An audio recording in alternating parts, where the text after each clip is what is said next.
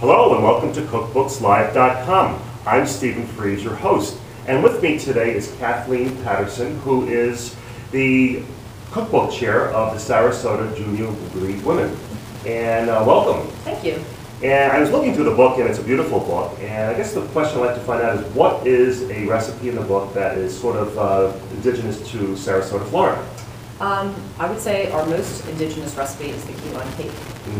Key limes are very popular Florida staple, so the cake's very easy to make, very few ingredients, and very little preparation time. And many of the recipes I noticed in the book are quite easy to prepare. There's not a lot of fancy ingredients. You don't need to have lots of fancy, expensive tools to prepare absolutely. those. They're very easy for the most part. Great.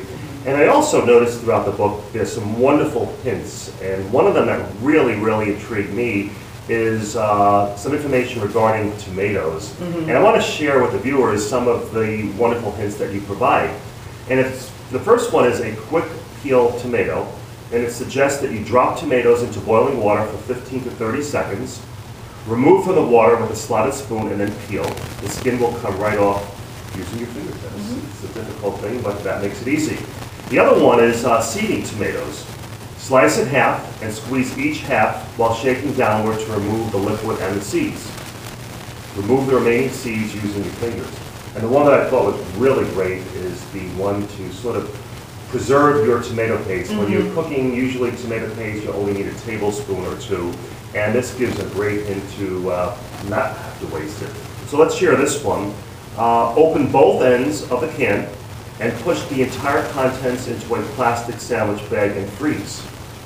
Remove from the bag and then slice into 1/4-inch rounds, 1 tablespoon, or actually, 1 tablespoon each, and put all the rounds back into the plastic bag and freeze them, and you can use each portion later on. So what a great idea to do that. So peppered throughout the book, you will find wonderful cooking hints to save some time and some money.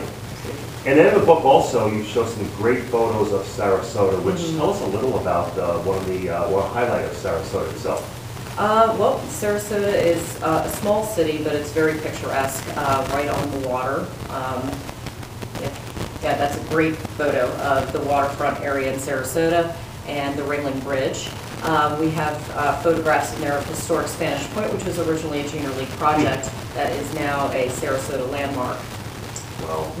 And Ringling, you mentioned Ringling. Is that the Ringling Brothers in Barnum Bailey? Yes, Sarasota and Venice area was where the circus actually was based for quite some time. Wow, what a nice tidbit of information about Sarasota. That's where the circus originated. Great. And there's some great photography in the book. One of the recipes that hit my eye was this one over here. And then also on page 178, these cookbooks seem to give sort of a history of the area by people who provide recipes to share with the book. And they're hand-me-down recipes from generation to generation, and you probably uncovered some ones that were secret recipes and people were nice enough to share it with you. Absolutely. And the ginger snap one is one that comes to mind that I saw here, and it's one that's been handed down for many generations. And it's provided in this book a great recipe for ginger snaps, probably about 50 years old, and just taking a look at the little blurb about it underneath. And the funds that you raise from the book, what do you do with them? All of our funds go to our junior league project, our signature project for the Child Protection Center.